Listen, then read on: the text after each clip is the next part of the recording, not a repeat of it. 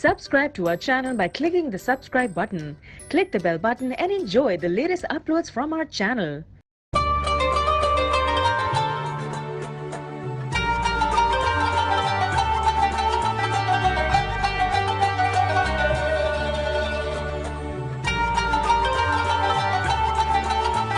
اور ہم نے پھر آج میں پھر بھی گزارش کروں گا کہ اہل سنت والجماعت کا جو عقیدہ ہے یہ بڑا مضبوط عقیدہ ہے. میں کہتا ہوں میں بڑا تنگ بھی ہوں ان سے, سنیوں سے.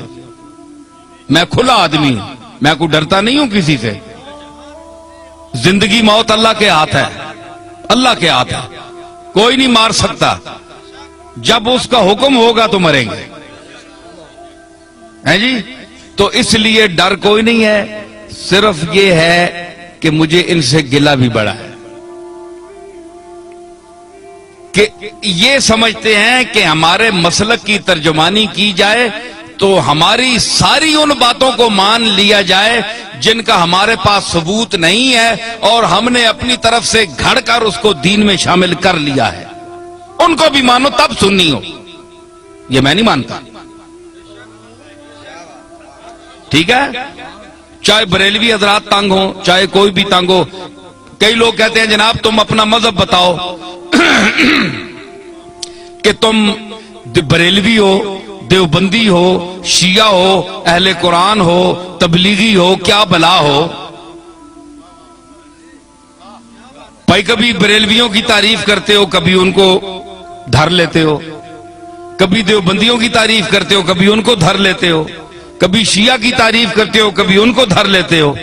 تم یہ چکر کیا ہے, تم ہو کیا؟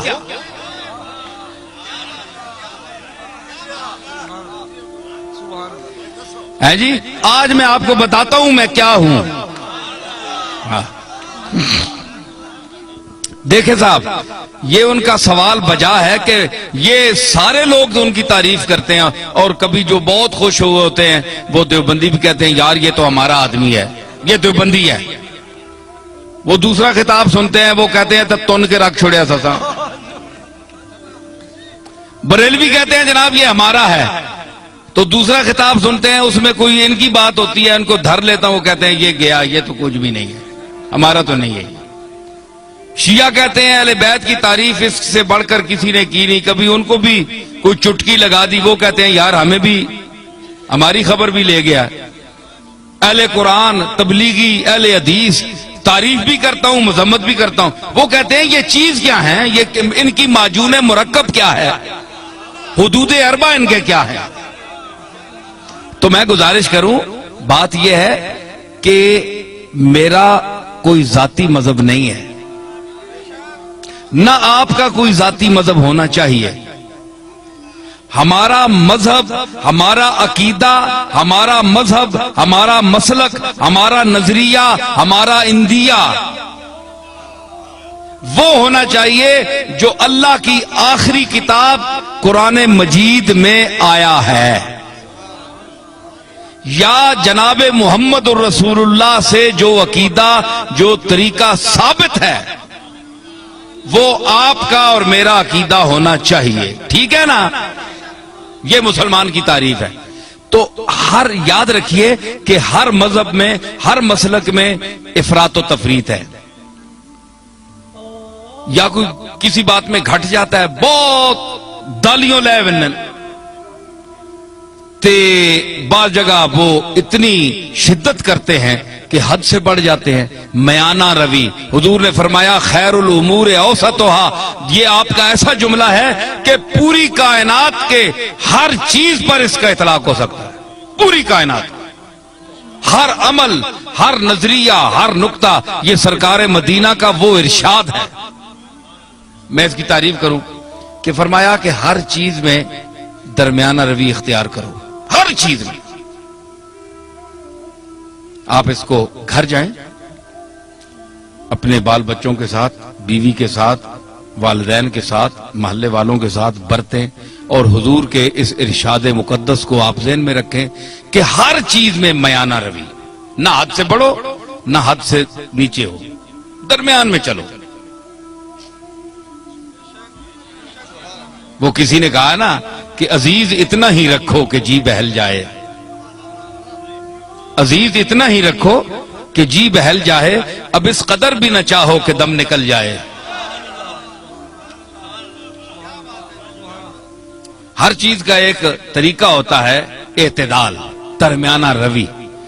تو حضرت پیر میر علی شاہ صاحب کو اللہ نے علماء عصر میں امتیاز کیوں عطا فرمایا؟ دیوبندیوں نے کیوں ان کو مانا؟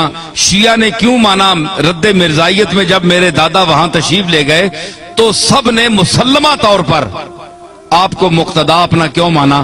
آج کون سا پیر ہے پاکستان میں کہ جس کو تمام مسالک کے علماء اور مشائخ اکٹھے ہو کر اپنا پیشوا مانے؟ کوئی ہے آپ کے سامنے آیا؟ نہیں آیا، اس لیے کہ وہ خود معتدل نہیں ہے، وہ پارٹی کا بن گیا ہے، پارٹی کا ہو کر رہ گیا ہے۔ اس نے کہا ہے کہ اگر میں شیعہ ہوں تو میں نے شیعہ کی حمایت کرنی ہے، چاہے شیعہ غلط ہے میں نے شیعہ کو ثابت کرنا ہے، دیوبندی ہے تو اس نے کہا میں نے دیوبندیوں کو ثابت کرنا ہے چاہے وہ غلط ہی کریں، بریلوی ہیں ان کو میں نے ثابت کرنا ہے چاہے غلط ہی کہیں، میں نے ان کی تائید کرنی ہے۔ پیر میر علی شاہ صاحب میں یہ خوبی تھی کہ اللہ نے ان کو علم وافر کے ساتھ عقل سلیم بھی عطا کی تھی، اور وہ میانہ روی اور اعتدال حضور کے اس ارشاد کو سامنے رکھتے ہوئے کہ خیر الامور اوسطھا، کہ ہر چیز میں میانہ روی اختیار کرو، حدوں نہ ودو تے حدوں لو بھی نہیں، تھلے بھی نہ ہو جو تکو نا ترکڑی تول لینا، تولتے ہیں نا تے او جی وچ لوہا ہونا ہے، اساں تکنا ہے دکاندار پہ یہ ایتھے بالکل جس لئے انجا آونجے نا سدھا اس ویلے تولا جو برابر ہونا، انصاف نہیں ترازو وچ ہے جی۔ تے کئی جڑے او تے مولیاں نے پتھر مار چھوڑنے، مار کے میں تکنا رہا ہاں، مولیاں نے پتھر مار چھوڑا ہے یا ایمیں سودے نہیں چمک دیتی تو پلڑا انج ہو گیا تو اساں جلدی جلدی پا دیتا، کیوں سرور تکنا ہونا ہے نا؟ اچھا تو مطلب ہے کہ دھوکہ دے دیا، چکر دے دیا، تو مطلب یہ ہے کہ وہ سودا وہاں جاتا نہیں پورا، صرف ٹچ کر کے اس کو نیچے کر کے چکر دے کے چلے جاتے ہیں۔ لیکن جو سمجھدار گاہ کو اس کو پتہ ہے کہ جب یہ بالکل تول میں صحیح آئے گا نا، انصاف پہ آئے گا، نہ ادھر جھکاؤ ہوگا نہ ادھر ہوگا، تو پھر صحیح تلے گا۔ اس کو کہتے ہیں اعتدال، درمیان میں، نہ ادھر نہ ادھر۔ تو آپ بتائیں کہ سودا وہ صحیح تلتا ہے نا جو اعتدال پر ہو، جسے اسا کیا آنے جی ترکڑی نہ ہو، کنڈا صحیح تولتے درمیان کھلوتا ہوئے اور صحیح سودا تلنا ہے۔ پیر میر علی شاہ صاحب کے میزان علم پر وہ کنڈا جو صحیح ہے اس پر ہر وہ سودا تلتا ہے، اور جو غلط ہو زائد ہو وہ ادھر ادھر ڈول بننا، ختم ہو بننا۔ لوگ آ رہے جناب پیر صاحب عجیب آدمی ہے، کسی کو انہوں نے کافر نہیں کہا، کسی کو مشرک نہیں کہا، کسی کے خلاف فتویٰ نہیں دیا، سب کو کہتے ہیں مسلمان ہیں، لیکن یہ ذرا ٹھیک کر لو، یہ ٹھیک کر لو، یہ غلط ہو تم، یہ غلط ہو، یہ ذرا ٹھیک ٹھاک کر لو، باقی تم ٹھیک ہو۔ پیر میر علی شاہ صاحب یہی کہتے ہیں نا۔ تو ہمارے یہ آج کے بعض بریلوی حضرات یہ کہتے ہیں جناب کہ انہوں نے اتنا علم ہونے کے باوجود انہوں نے کیوں کسی کو کافر نہیں کہا؟ دیوبندیوں کو کافر کیوں نہیں کہا پیر میر علی شاہ نے؟ اتنا بڑا عالم ہے، اور دوسرے لوگوں کو کیوں نہیں کہا؟ بھائی کوئی کفر کی بات سامنے آئے تو کافر کہیں، ان کی تصانیف آپ پڑھیں تو یہ اتفاق کے ساتھ بالاتفاق یہ بات جو ہے یہ آپ ذہن میں رکھیں کہ چاہے بریلوی ہو، چاہے دیوبندی ہو، شیعہ ہو، کوئی بھی ہو، اگر اس کے دل میں، اس کے زبان سے ایسا جملہ نکلتا ہے جو رسول اللہ صلی اللہ تعالی علیہ وسلم کی گستاخی پر مبنی ہے، وہ حضور کو لوگوں کی نظروں سے گرانا چاہتا ہے، وہ دائرہ اسلام سے خارج ہے۔ ٹھیک ہے؟ باقی ہمارے بزرگوں کو نہ ماننے والا کافر نہیں ہوتا، ٹھیک ہے نا جی؟ ہمارے بزرگوں کو نہ مانے، کوئی داتا صاحب کو نہ مانے، وہ اللہ خود ہی منوا لے گا، وہ خود ہی پکڑے گا۔ اگر اللہ کے مقبولوں کے ساتھ کوئی زبان درازی کرتا ہے تو اللہ بڑا غیرت مند ہے، وہ نہیں چھوڑتا۔ اس نے کہا تھا بس تجربہ کر دیم دری دیر مکافات با درد کشاں ہر کے در افتاد بر افتاد. حافظ نے کہا کہ ہم نے اس دیر مکافات میں بڑا تجربہ کیا ہے. یہ دیر مکافات ہے نا, بدلہ یہی مل جاتا ہے انسان کو. جو کسی کا حق دبائے, جو یتیموں کا مال کھائے. کتنے گیا وہ شکیل, ٹھیک ہے, خلیل, ٹھیک ہے نا. تو مطلب ہے آپ کے علاقوں میں بھی ایسی چیزیں ہیں کہ جو غریبوں کا مال کھاتے ہیں, یتیموں کا مال کھاتے ہیں, اور ان کے یتیم رشتہ دار جو ہیں وہ دوسروں کے مدرسوں میں پلتے ہیں جا کر. سمجھ آئی؟ تو یہ فرمایا کہ وہ لوگ یاکلون فی بطونہم الا النار, وہ کھاتے ہیں اپنے پیٹوں میں انگارے, بھر رہے ہیں انگارے, آگ کے انگارے, جو یتیم کا مال کھاتے ہیں. ٹھیک ہے نا. تو کہتے ہیں انہوں نے کیوں نہیں فتویٰ لگایا؟ بھائی فتویٰ انہوں کا دیکھے, جو رسول اللہ کی گستاخی کرے گا, حضور کو کے متعلق, اور سب سے وہابیوں کے جو سربراہ ہیں, اپنا نہیں کیا نام ہے, ابن تیمیہ, وہ ان کے بھی جد اعلیٰ ہے. تو مطلب ہے عقیدے میں جد اعلیٰ ہے. تو ابن تیمیہ جیسا آدمی, اس نے لکھا کہ ایک ہے کپڑے کا میلا ہونا, ایک ہے حکارت سے کوئی گئی سٹ ہے ایویں ترکیا میلا ہے, ذہن میں اس کو حقیر کہے, ذہن میں یہ عقیدہ رکھے کہ میں اس کی حکارت کر رہا ہوں. ایک یہ ہے کہ حضور علیہ الصلوۃ والسلام کی کملی جو ہے, آپ کا جبہ یا ہر وہ کپڑا جو آپ کے جسم اقدس سے مس ہوا, لگ گیا, ایک بار لگا یا کئی بار لگا, تو اس کو وہ شرف حاصل ہے کہ دنیا میں کسی چیز کو وہ شرف حاصل نہیں. ٹھیک ہے.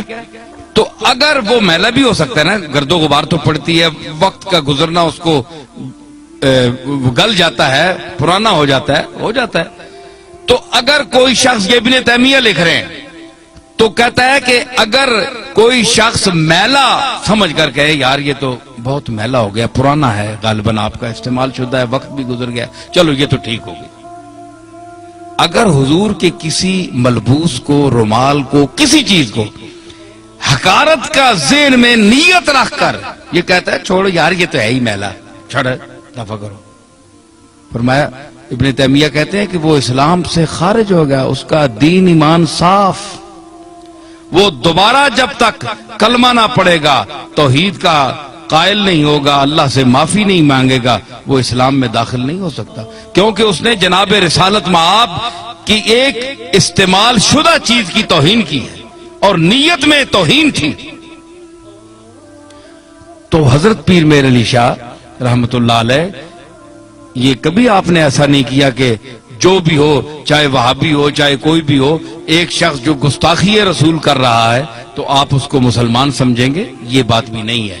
لیکن یہ چھوٹے موٹے مسئلوں پر جو موریں اٹھی ہوئی ہیں جناب, یہ بھی کسی نے کیا, کوئی 11ویں کو نہیں مانتا جی وہ بھی کافر ہے, کوئی فلانی چیز کو نہیں مانتا وہ بھی کافر ہے, جو اذان کے پہلے الصلاۃ والسلام یا رسول اللہ نہیں پڑھتے یا اس کو منع کرتے ہیں وہ بھی کافر ہے.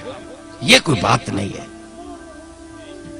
یہ کوئی ایسی باتیں نہیں ہے کہ آپ ان کو قطعیات میں سمجھیں اور اس وجہ سے اتنا اختلاف ڈالیں کہ ایک طرف کلاشنکوفیں آپ نے اٹھائی ہوئی ہیں, لڑائیاں ہو رہی ہیں, قتل و غارت ہو رہا ہے, تو یہ کیا فساد ہے؟